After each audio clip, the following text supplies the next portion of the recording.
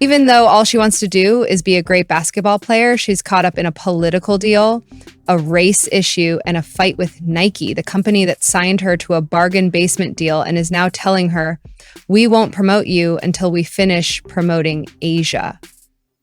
Wilson has chosen not to make a Caitlin Clark shoe or even a Caitlin Clark commercial because Nike gave in to public pressure.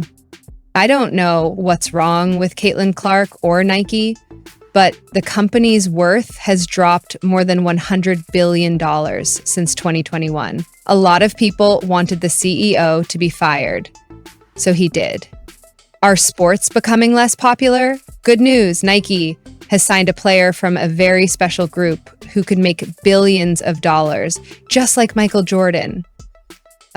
People like Caitlyn Jenner, LeBron James, and Tiger Woods. For Caitlin Clark, the deal was made in April of this year and is worth up to $28 million over 8 years.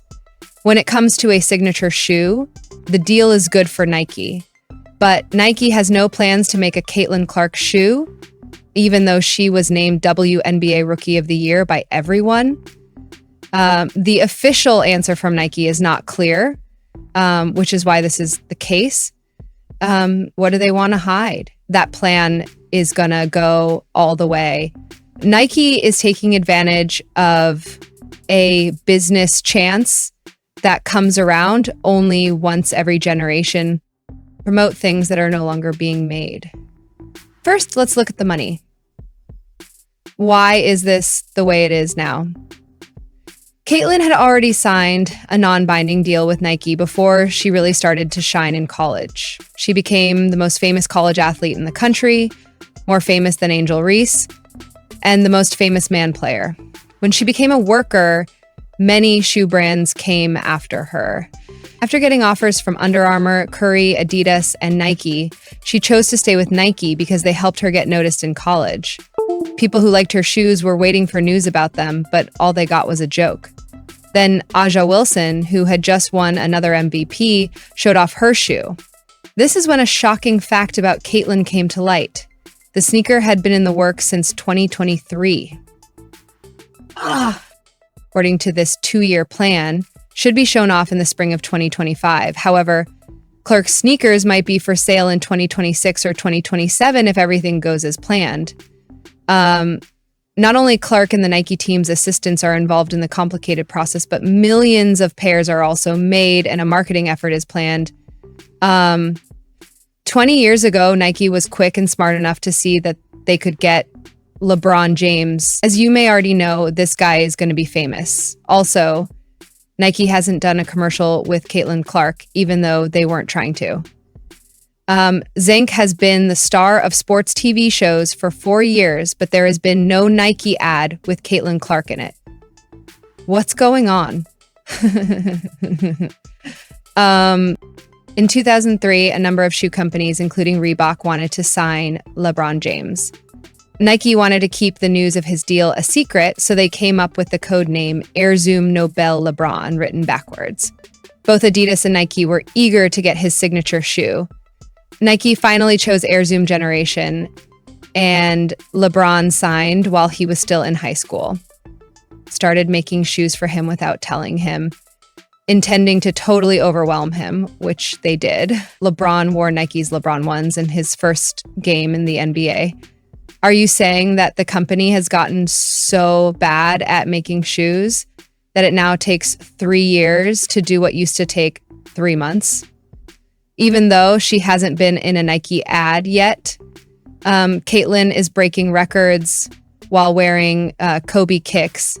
Nike is working on to keep her out of the spotlight. Would that have been the plan? Sign her to an unheard of long deal only to let her go because Nike wants to win something else? People who know say it has something to do with Aja Wilson, who is the WNBA MVP and a Nike player.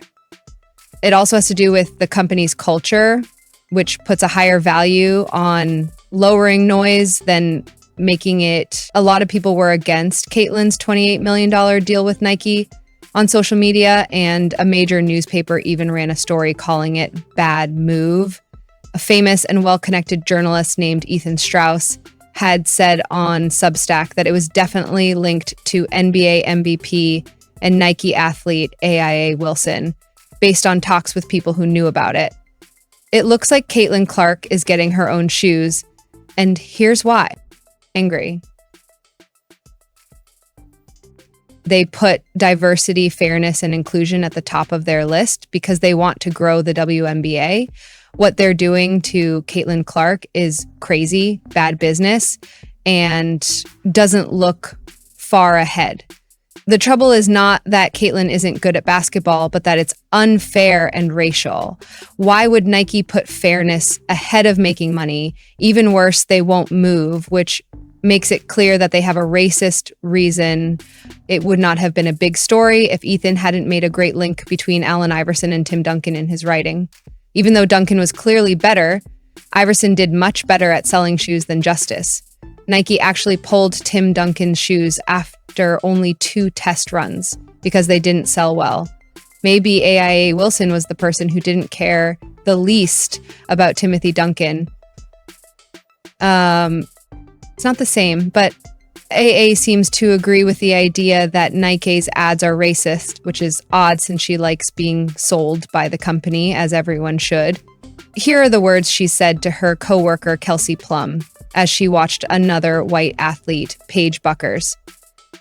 Paige is a lot like you in that she knows that it's not really about her and that her status has put her where she is.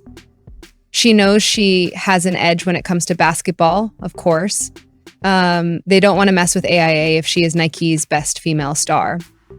Even though Plum said thank you, AA's answer shows that PA's money has helped her get where she is now. The girl is also very good at basketball, of course. Think about the bad press Caitlin would have gotten if Nike had given her a pair of shoes right away.